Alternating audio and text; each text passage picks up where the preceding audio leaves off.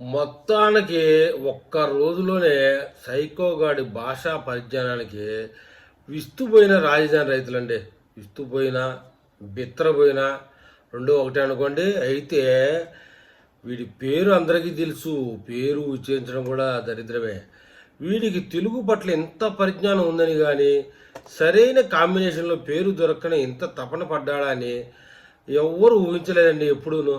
ఆ మాట ముందే చెప్తే ఎక్కడెక్కడో బయట ప్రాంతాల్లో అక్షరాలు ఏరుకొచ్చే బదులు రాజధానికి సేకరించిన 29 ఊళ్ళల్లో కొన్ని ఊళ్ళను కొన్ని అక్షరాలు దానం చేసేవాళ్ళం కదా అని చెప్పేసి ఎద్దేవా చేస్తున్నారు.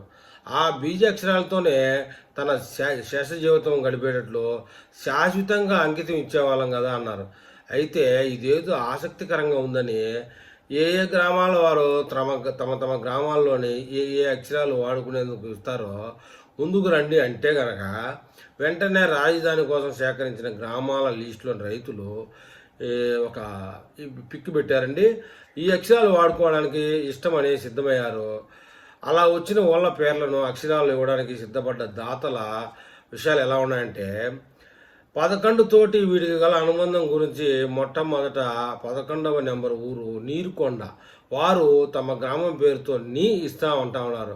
వెంటనే 4వ నెంబరు ఊరు వారైన అబ్బురాజుపాలెం వారు తమ గ్రామంలోని పేరు అబ్బా అని పేరు వాడుకోవచ్చు అని ఇస్తా ఉన్నారు. తర్వాత 23వ వార్డు గ్రామం ఎర్రుబాలెం మిత్రులు మా గ్రామంలో ఎర్రిగా ఈ రెండు పదాలు ఏదైనా మార్చి వాడుకున్నా మాకేం అభ్యంతరం లేదని చెప్తా ఉన్నారు. ఈలోగా ఆ లిస్టులో 8వ గ్రామం రాయపూడి వాళ్ళు 14వ నెంబర్ వెలగపూడి వారు తమ గ్రామంలో పు అనే అక్షరాన్ని వాడుకోవచ్చని చెప్తా ఉన్నారు. చివరి ఆఖరికి 22వ నెంబరు పెనుబాక వారు కూడా మా పేరులో ఉన్న కాను అప్పగిస్తామని చెప్తా ఉన్నారు. అన్నీ సేకరించుకున్న సైకో ఆ అక్షరాలను కలిపి చదివితే తిరిగి తెలివి లేక సజ్జలకు ఈ అంగీకార పత్రాలు పంపినా కూడా 2029 పార్టీ మేనిఫెస్టోలో ఇదే విషయాన్ని పెట్టమని చెప్తున్నారు.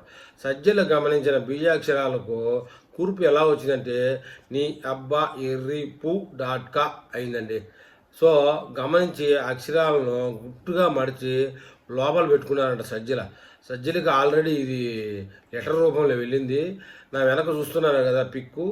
ఈ గ్రామాల పేర్లు అయిన ఉద్దండిపాలెం, బోరుపాలెం, దొండపాడు, అనంతవరం, అబ్బరాజుపాలెం, తుళ్ళూరు, వేటపాలెం, శాఖమూరు, రాయపూడి, లింగాయపాలెం, ఐనువోలు, విరుకొండ, ఉద్దండిరాయనిపాలెం, ఇది మూడలింగాలపాలెం, వెలగపూడి, మల్కాపురం, మందడం, కూరగల్లు, తల్లాయిపాలెం, వెంకటాయపాలెం, కృష్ణాయపాలెం, ఉండవల్లి సెంటరు, పెనుమాక, ఎర్రబాలెం, నవులూరు, నొలకపేట, డోలాస్ నగర్ ఇంకా ఉన్నాయనుకోండి. చెప్తే ఏదో మంత్రాలు చదివినట్టుంటాయి.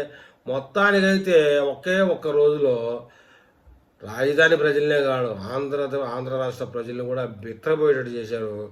ఉన్న 40% ఓట్లు అనుకుంటూ ఉంటాడు. 40% ఏమేమి ఉండవో అతను అనుకుంటూ ఉంటాడు. అవి కాస్త 4% పడిపోయాయి ఈ తెలివి తక్కువ వ్యవహారం వల్ల. అయితే దీని విషయంలో వైసీపీ పేటీఎం బ్యాచ్ వాళ్ళు ముందుకొచ్చారండి. అది జగన్మోహన్ రెడ్డి మాట్లాడింది కాదు, స్క్రిప్ట్ రైటర్ కావాలని ఇచ్చాడు అని ఒకడు. లేదు జగన్మోహన్ రెడ్డి కరెక్టే మాట్లాడారు, మాకు జీతం తీసుకొని జగన్మోహన్ రెడ్డి మాటను కరెక్ట్ అనకపోతే రేపు పొద్దున్నే మమ్మల్ని దేంతో పడితే ఎంత కొడతాడు అని కూడా చెప్తున్నారు.